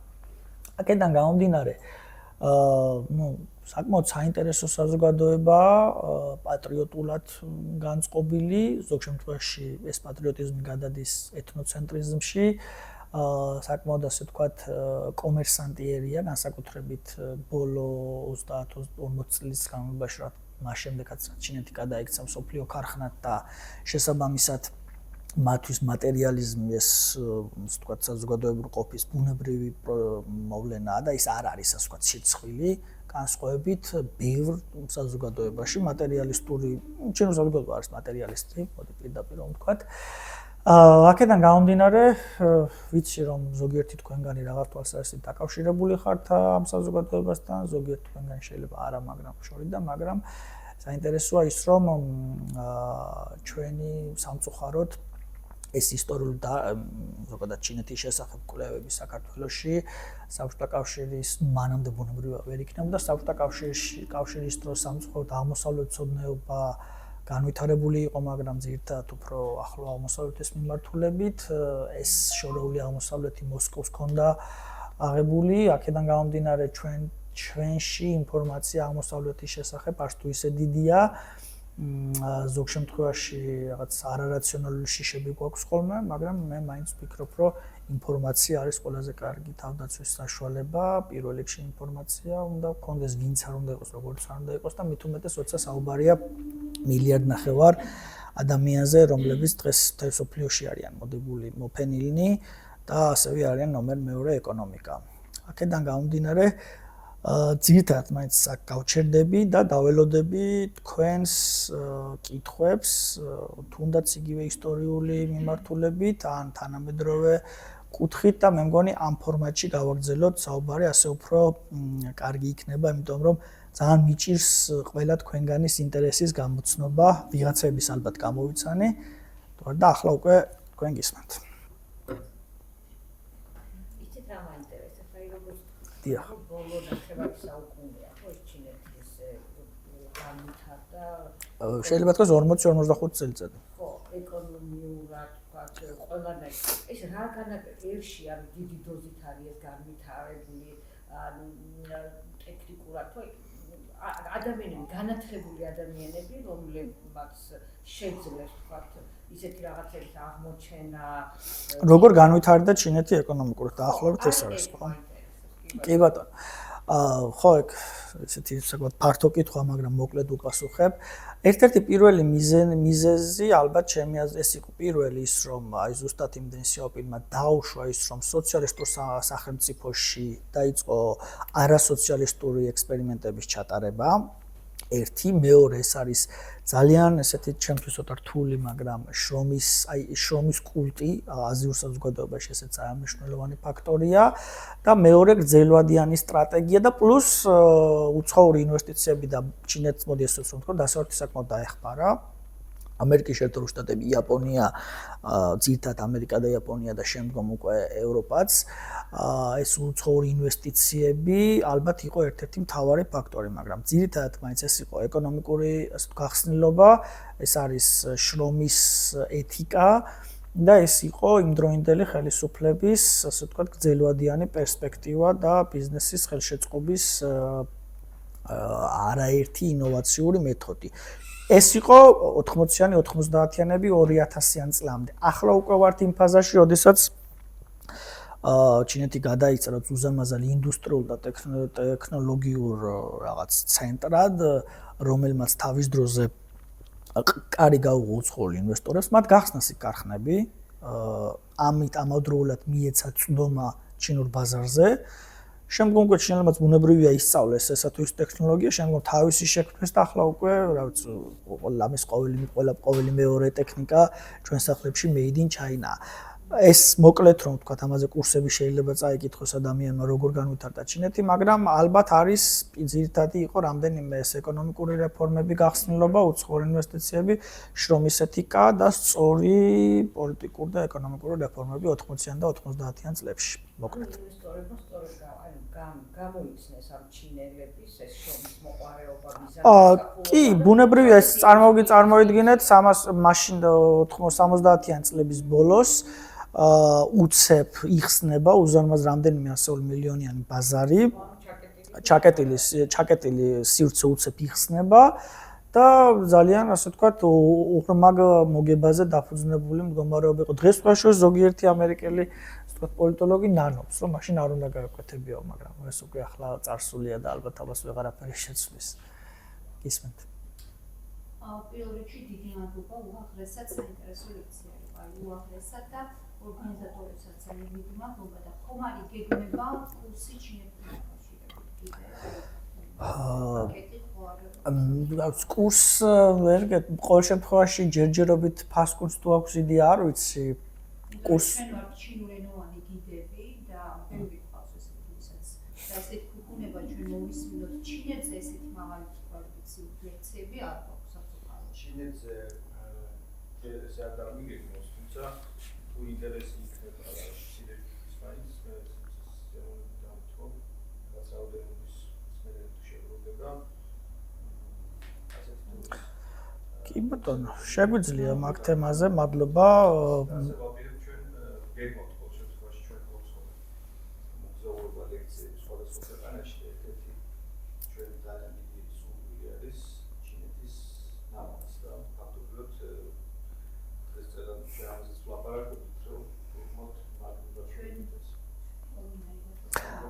ლექციებამდე მე ასე ვთქვათ ანონს დაგი და ასე ვთქვათ პრინციპში ერთ ამბავს დავაანონსებ, აქ ორი თანაავტორი ვართ პარემ და მაგასაც ვიტყვით.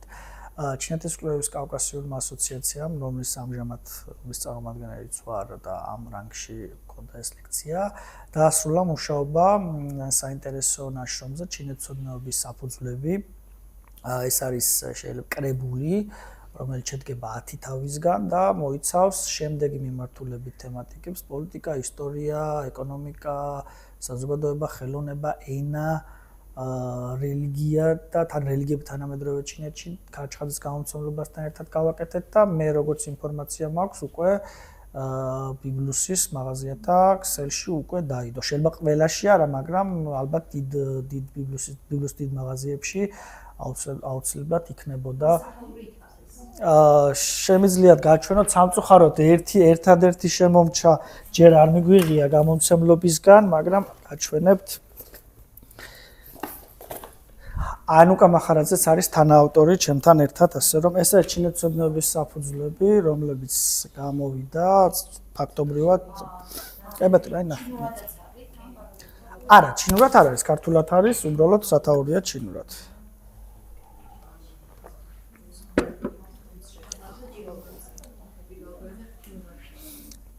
ხო ის სათაური.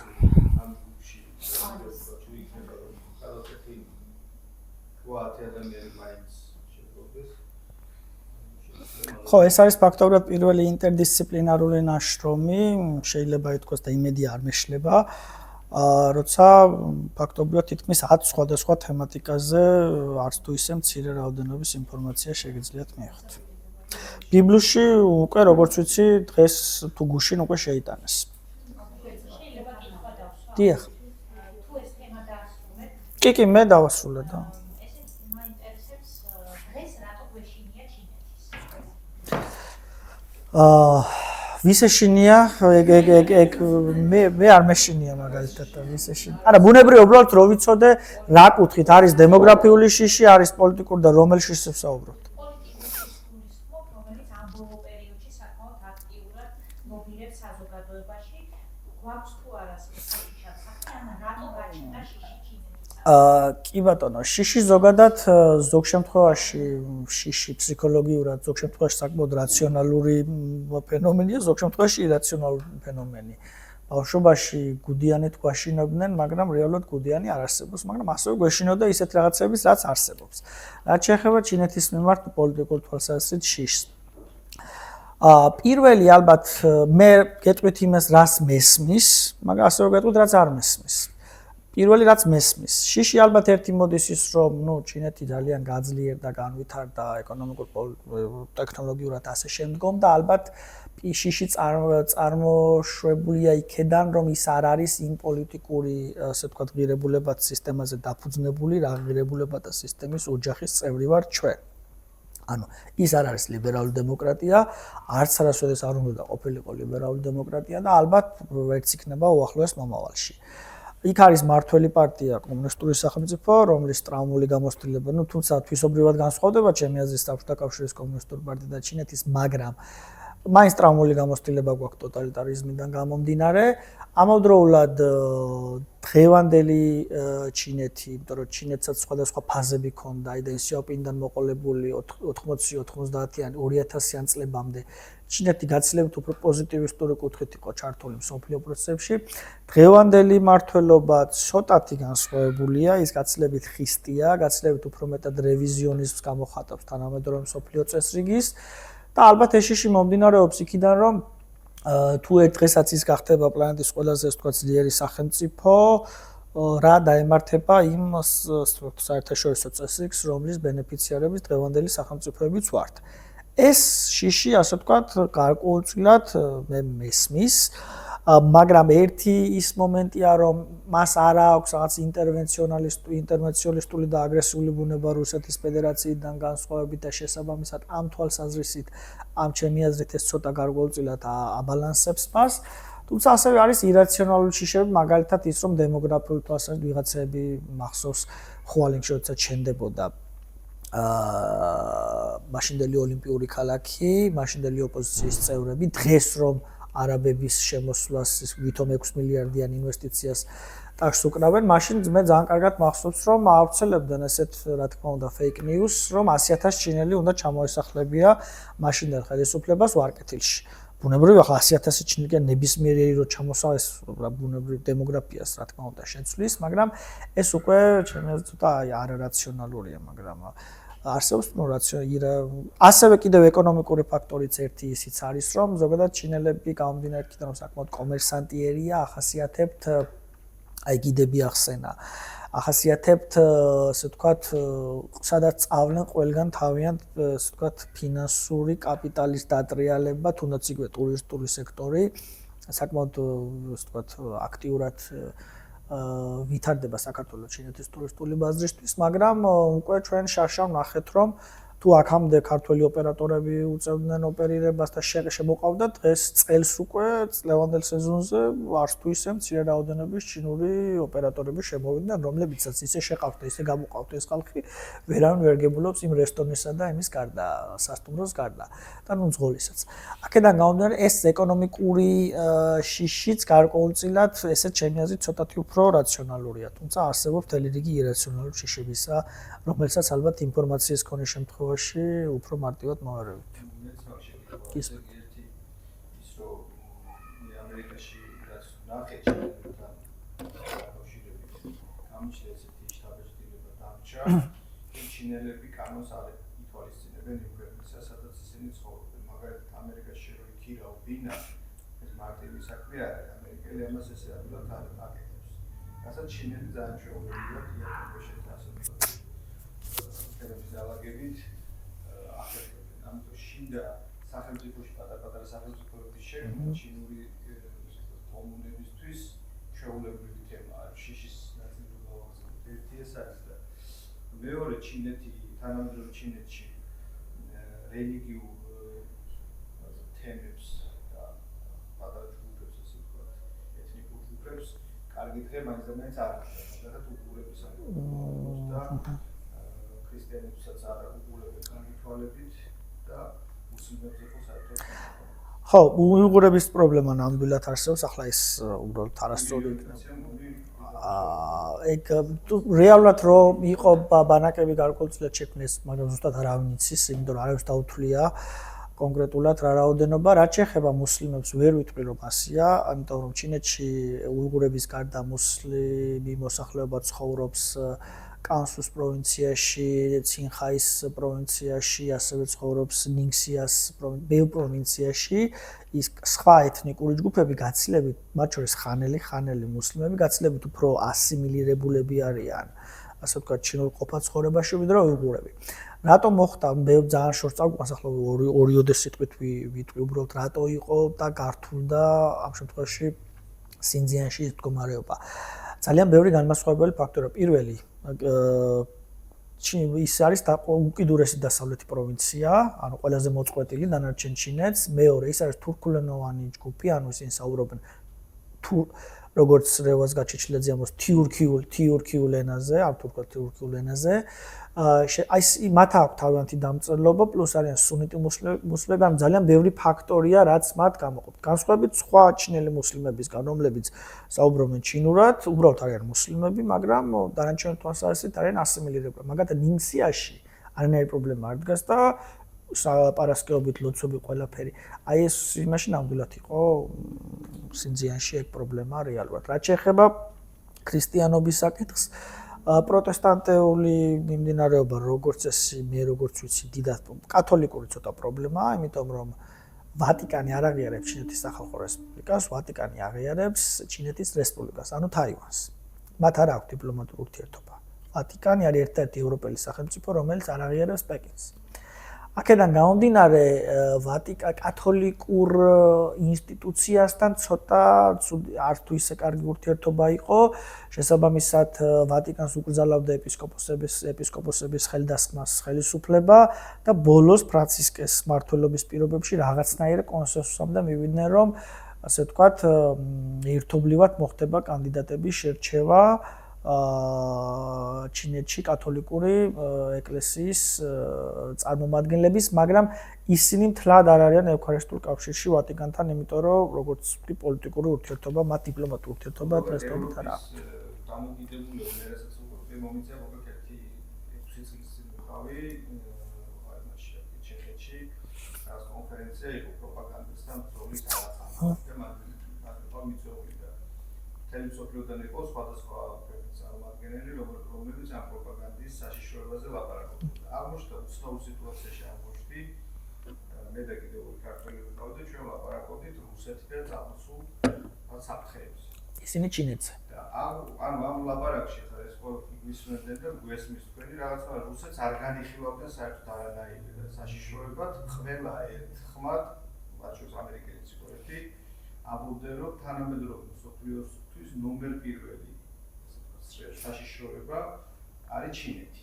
მათ შორის ტექნოლოგიური თვალსაზრისით, მათ შორის იმ კუთხით, რომ კომპანიებს ევროპაში ხიბლობენ ვიღაც ტიპები, რომლის უკანასკნელი არის ჩინური კონსორციუმები და ეს ევროპისთვის განიხილება ნომერ პირველ საფრთხედ. ეხლა ეს რატო ჩვენ რეალობაში ისაც დღეს ხდება ქვეყანაში, ფაქტობრივად როგორც იკითხება, სადღაც ჩინეთის ლანდი გამოჩნდა. ეს ხوار შეიძლება იყოს ურთიერთობის დაძაბვის თუ რაღაც გაფუჭების მთავარი ფაქტორი და არა თქვა პირობითად რუსეთი ასე ჩვენ უფრო წინა ფაზზე ვახედავთ ჩინეთის დასავლეთთან? ხო. ამ შემთხვევაში მე მესმის იმის ბუნებრივია ჩვენი მთავარი ეროვნული უსაფრთხოების გამოწვევა არის 40 კილომეტრში ამოქოქილი პირობით ახლა შეიძლება არ არის ამოქოქილი, მაგრამ ის სამხედრო ბაზები და ჩვენი ოკუპირებული ტერიტორიები, ასე რომ საქართველოსთან ძალიან ბუნებრივად მიმაჩნია, რომ რა თქმა უნდა რუსეთი მიგვაჩნია. ასევე მესმის მაგალითად ფილიპინელი მოქალაქის, რომელთვისაც ბუნებრივია ჩინეთი, ამიტომ რომ მათ აქვს სადაო კუნძულები. რაც შეეხება იმას დღევანდელი ურთიერთობის გაფუჭების მიზეზს მე უფრო ასე ვთქვათ შეიძლება ჩინეთი მათთვის იყოს უფრო გადამზღვევის ვარიანტი ეს უფრო ჩემი აზრით უფრო შიდა პოლიტიკური ავტორიტარიზმისკენ სწრაფვის და პლუს კიდე მისი თამდევი ეკონომიკური კორუფციული და ასე შემდგომ ვარიანტია უბრალოდ ჩინეთი ამ შემთხვევაში მათთვის სავარაუდოდ თამაშობს შესაძლო გადამზღვევის ფაქტორს ხო ვინიცობაა და რაღაც თული დადგეს აქედან არის და საკმაოდ სხვათა შორის თუნდაც იგივე რადგან მაგ თემაზე გადავედით პირველ ხანებში მათ ობიექტურად რომ ვთქვათ საკმაოდ კარგი ბალანსი ჰქონდათ დაჭერილი იმ თვალსაზრისით რომ DCFTA-ს ხელი მოეწერა ევროკავშირთან FTA-ს ხელი მოეწერა ჩინეთთან და ეს ძალიან კარგად აღიქმებოდა მაკროეკონომიკური პრიზმიდან იმიტომ რომ უზარმაზარი ეკონომიკაა დასავლეთში აღმოსავლეთში საქართველოს შუაში ორივესთან თავისუფალი ვაჭრობის ხელშეკრულება კარგი პოლიტიკური ურთიერთობები ეს ძალიან კარგად იყო აღქმული თავის დროზე როგორც ევროკავშირში ასევე ჩინეთში ერთმანეთთან დღეს და ბალანსიც კარგი იყო. დღეს გვაქვს აბსოლუტური უბალანსობა იმ მარტივ მიზეზის გამო, უბრალოდ საწაგვიყვანს ეგ მე სიმართლე გითხრათ ცოტა მაშინებს და ალბათ მათთვის ეს არის შეიძლება ითქვას დღეს არა ალტერნატივა არ შეიძლება გადამზღვევის ფაქტორს თამაშობს ალბათ ეგ უბრალოდ ჩემი სუბიექტური აზრია, თუმცა ნამდვილად არ ვიცი რაზე საუბრობენ ჩვენი პოლიტიკური ელიტის წარმომადგენლები რას ფიქრობენ ჩინეთთან მიმართებით. შეიძლება ეს იყოს მათთვის ერთ-ერთი ვარიანტი, რომ თუნდაც იგივე ცესხები თუ გაჩერდა რაღაც სხვა, შეიძლება ალტერნატივა გარკვეულწილად შეასრულოს ერთ-ერთი ალტერნატივა იყოს ჩინეთი. გისმენთ? რა მიმართულებით გულისხმობთ კულტურაზე რას?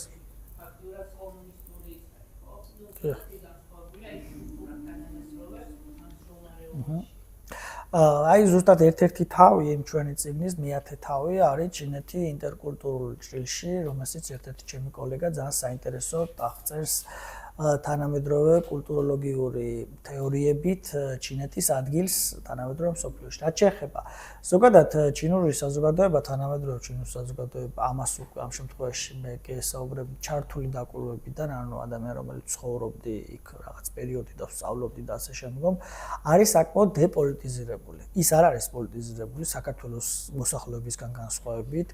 ბუნებრივია საერთაშორისო პოლიტიკას საუბარი ყველას უყვარს, მაგრამ ის უფრო არის გადართული შეიძლება ითქვას საკუთარი ეკონომიკური კეთილდღეობის შექმნაზე და ასე ვთქვათ სიამოვნებაზე, ვიდრე რაღაც კონკრეტული პოლიტიკური მიმართულებით იყოს დაინტერესებული ან ჩართული და თქვენ მაგალითად ჩინეთში თუ მოხვდებით, პეკინის თუ არ ჩავთვლით, საერთოდ ვერ გექნებათ ის აღქმა, რომ ის არის ერთპარტიული სახელმწიფო და იქ არის თუნდაც მართველი კომუნისტური პარტია, კომუნისტური, შეიძლება რაღაც ბანერი დაინახოთ, რაღაცა და მაგითი ახლა ცოტა უფრო მეტია ვიდრე მაგალითად 10 წლის წინ იყო, იმიტომ რომ ის ცოტა სხვა კურსი აქვს მისი წინამორბედისგან განსხვავებით. ანუ თანამედროვე ჩინური საზოგადოება არ არის პოლიტიზირებული, ის არის ძალიან ნაციონალისტური, მაგრამ და ამავდროულად საკმაოდ ღია, იმიტომ რომ საბჭოთა კავშირისგან განსხვავებით ჩინეთი ღია, ნებისმიერ ჩვენგან შეგვიძლია შევიდეთ, გამოვიდეთ, ასევე უწყველებსაც და მათ დღეს გაცილებით ბევრი ინფორმაცია აქვს გარესამყაროზე, ვიდრე მაგალითად მე არ მიცხოვრია საბჭოთა კავშირში, თქვენ ალბათ როცა ცხოვრობდით, მაშინ იმდროინდელ საბჭოელ მოქალაქეს ჰქონდა. მაგრამ მიუხედავად ამ გახსნილობისა,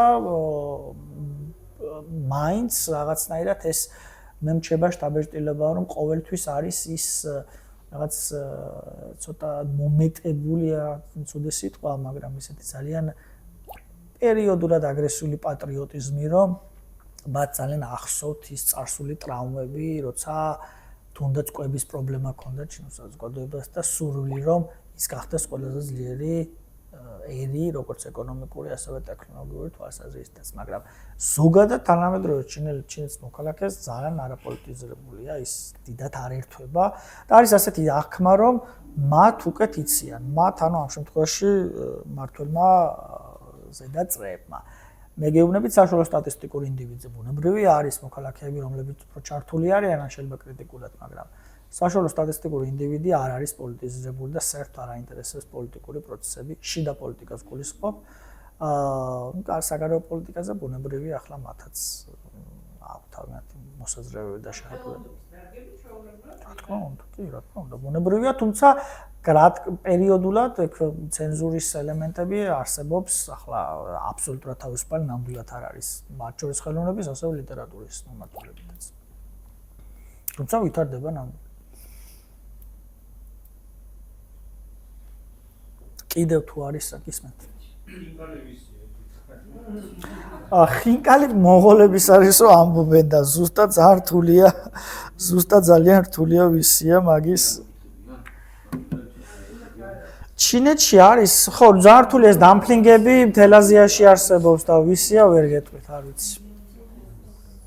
გისმენთ? ესეთი კითხვა აქვს. დიახ. გასაგებია ეკონომიკური და ფინანსურ-პოლიტიკური სწრაფები ჩინეთის. და ეს შიშები რაციონალური, ირაციონალური რაღაცაა. დიახ. მაგალითად, ვესტერნიზაცია რო შევარდა, ხო? ამ კუთხით ჩინეთს როგორც მას კულტურა რო შექმნას და თავს მოახვიოს სოფლიოს. ან ბილიძალა. აქვს ამისი ბილიძალა. აზისი და რა. ხო, აი ეს საინტერესო კითხვაა ნამდვილად, მათ შორის არის თუნდაც მას კულტურა ან ბილიძალას, როცა რასაც ეძახიან soft powers საერთაშორისო პოლიტიკაში, უცნაური და პარადოქსალურია ის, რომ მიუხედავად ამ ხელა ეკონომიკური შესაძლებლობებისა, გავლენებისა, არსებობს soft power index, ანუ ბილიძალის ინდექსი, რომელიც ზომავს სახელმწიფოების ბილიძალას, ბუნებრივი ეგ რაღაც ინდიკატორებია, ცვლილებებია. და მინდა გითხრათ ის, რომ სამხრეთ კორეის ბილიძალის ინდექსი გაცილებით უფრო მაღალია ვიდრე და იაპონიის, მით უმეტეს, ვიდრე ჩინეთის. იმიტომ რომ ზოგადად თუნდაც იაპონური ანიმეების, ფილმების და ასე შემდგომ და თუნდაც კორეული K-pop-ის და წყალობით, ძალიან პოპულარულია თანამედროვე დასავლურ ახალგაზრდებში. რაც შეეხება ჩინეთს, კი, ამის შესაძლებლობა არსებობს, მაგრამ ამ ეტაპამდე 2025 წლამდე გეუბნებით, ფაქტობრივად ჩინეთის თუმცა ეს არის ის თემა, რაზეც ღელავენ ჩინეთის მართლ პოლიტიკურ წრეებში, იმიტომ რომ მე მაქვს მოსმენილი გამოსვლები ჩინელი მკვლევრების, რომლებიც ამბობენ, რომ ჩინეთის ეკონომიკური ძალა და ჩინეთის რბილი ძალა არ არის ერთმანეთის პროპორციული. გაცილებით ცოტაა. ალბათ ჩემი აზრით ამის ერთ-ერთი პირველი მიზეზი არის ენა. ენის სირთულე, რომ ბოლო-ბოლო თუ ვერ გააგებია ადამიანს რა soft power-ზე და რა მას კულტურაზეა, ხო, საუბარი თუ მას შენი არ ესმის. ჩინური ენა ალბათ არის ერთ-ერთი მთავარი გამოწვევა, ერთი ეგ და მეორე ის მომენტი არის, რომ გვინდა არ გვინდა ის ასე ვთქვათ ვერტიკალის არსებობა, რაც არის ეს თანამედროვე ასე ვთქვათ კომუნისტური პარტია და მისი ცენზურა რაღაც თვალსაზრისით შეიძლება ითქვას ამ ინოვაციებს, ამ კულტურულ ინოვაციებს გულისხმობ, ტექნიკურს არა, ტექნიკურს ხელს უწყობენ, რაღაც თვალსაზრისით შეიძლება ზღუდავს და ამ თვალსაზრისითაც ის ისეთი ძლიერი არ არის. ალბათ თანამედროვე შემდეგი 10 წლეულები კიდევ უფრო განვითარდება ეს, მაგრამ თუნდაც კინემატოგრაფია ავიღოთ, ხელოვნება ავიღოთ, საესტრადო მიმართულება ავიღოთ. გაცილებით ყველა მიმართულებაში მისი მეზობლები იაპონია და კორეა ჯაბნეს ჩინეთს, რამდენადაც პარადოქსალური არ უნდა იყოს. ამიტომ ამ კუთხით მათ არა, ჩემი აზრით, ეს ასე ვთქვათ, საფრთხე ჯერჯერობით არ არსებობს და ეჭვმაქვს არც შეიძლება მინიმუმ 1-2 წლეული ვერ შეიქმნას, იმიტომ რომ ალბათ ენა არის ერთ-ერთი ყველაზე ენა და პოლიტიკური პროცესებიც თავისებურად ამას დახს ასვამს, მაგრამ ენა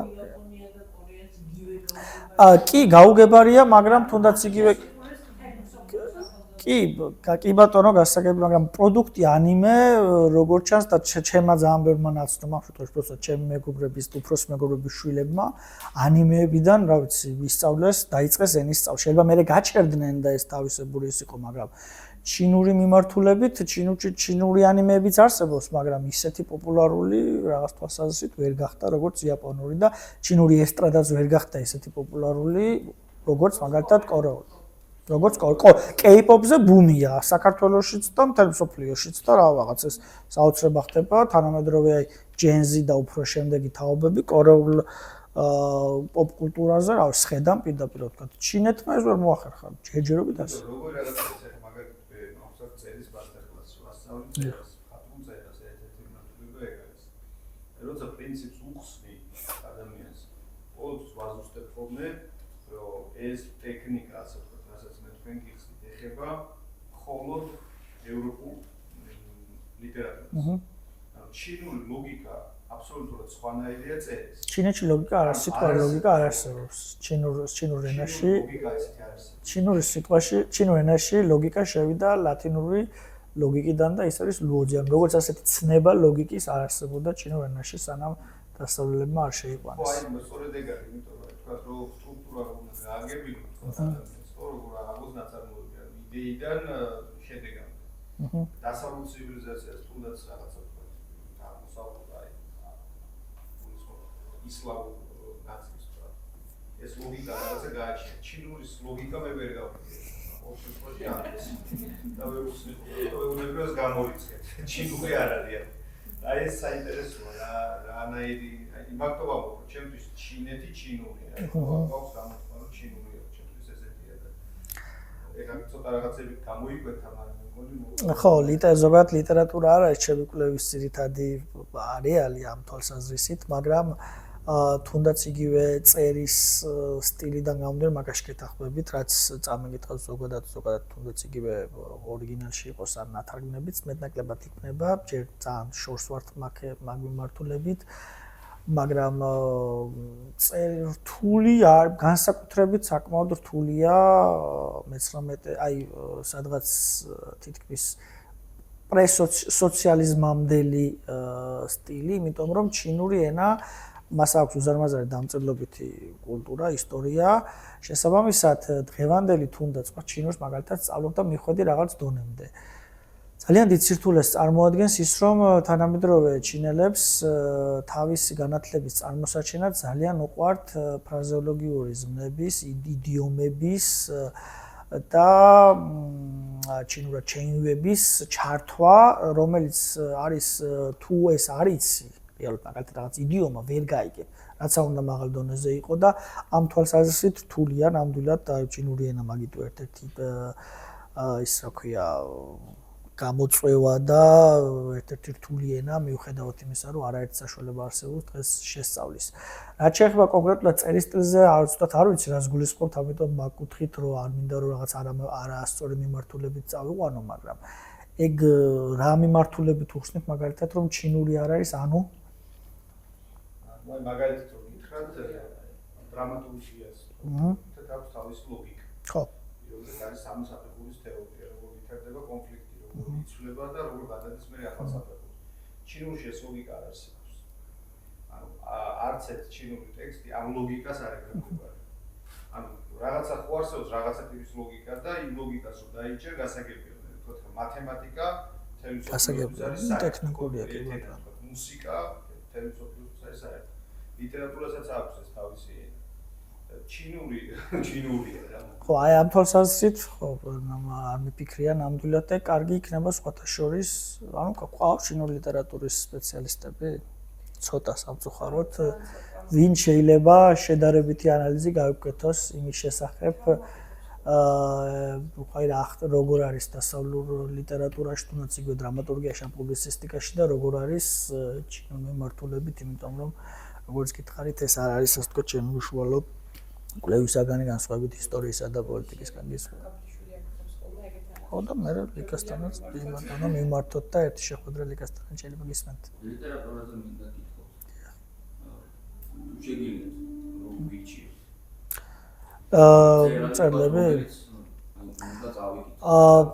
ქართულად მე მგონი რაღაც ტიპის განსაკუთრებით ალბათ მაინც მე-20 საუკუნის წერლებს შორის ძალიან მნიშვნელოვანი არის ტრანსლიტერაციაზე ცოტა ვერ შეჯერდნენ, მაგრამ არის ასეთი ლუსიუნი ავტორი ინგლისურად, ანუ LUXUN. ქართულად ხო ლუსიუნი ქართული ტრანსლიტერაციით.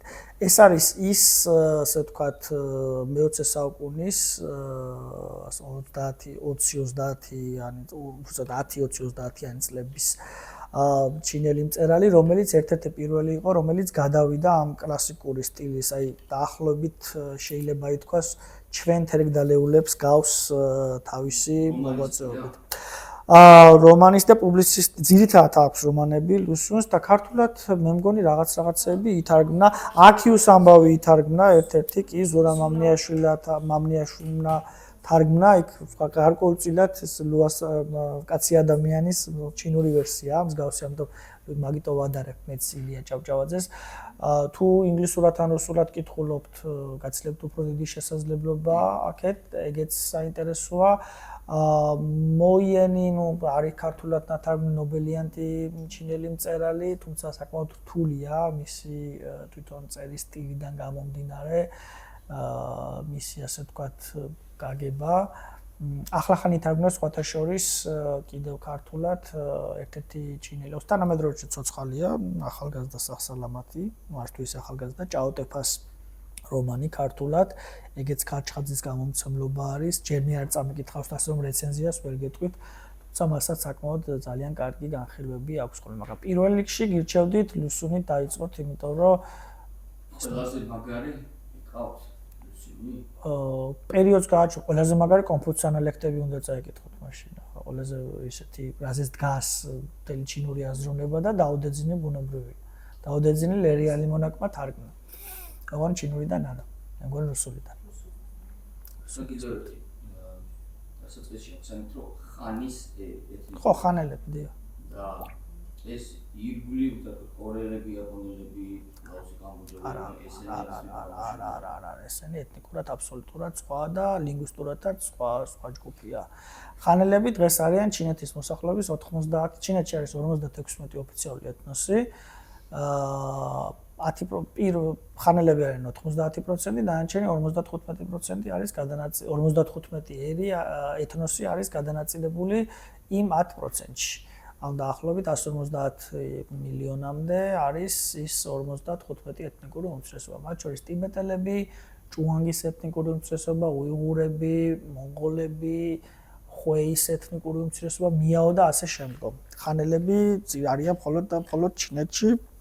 რეალურად ეთნიკურად კორეაც, იაპონიაც და მით უმეტეს ლაოსი და კამბოჯა არ არის სინოსფერო, ასე ვთქვათ, არის ესეთი თემა. სინოსფერო არის სამი სახელმწიფო, 3 რა 4. კორეა, 2, იაპონია და ვიეტნამი. სამხრეთ აღმოსავლეთ აზია არ ითვლება სინოსფეროდ. ეთნიკურადაც სხვა არის. ძალიან ბევრი. არ ვიცი კონკრეტულად დიალექტი. კი, ნამდვილად გეყოლება ჯგუფები, იმიტომ რომ არის დიალექტი და არის აქცენტი. ორი სხვადასხვა ქოუინი და რასაც არის აქცენტი და ასევე ფანიანი. და დიალექტები იმდენად განსხვავდება ერთმანეთისგან, რომ კი, ნამდვილად არ ესმით, იმიტომ რომ თვითონ გამოთქმის ტექნიკა იცვლება აბსოლუტურად, შსმაგივრად სს ამბობენ, ჭსმაგივრად წს ამბობენ და ასე შემდგომ აბსოლუტურად იცვლება გამოთქმა და ასე რომ დიალექტები ძალიან ბევრია ლამის ყოველ ქალაქს და ყოველ პროვინციას. ზოგჯერ პროვინციაში რამდენიმე დიალექტიც არსებობს. გისმენთ?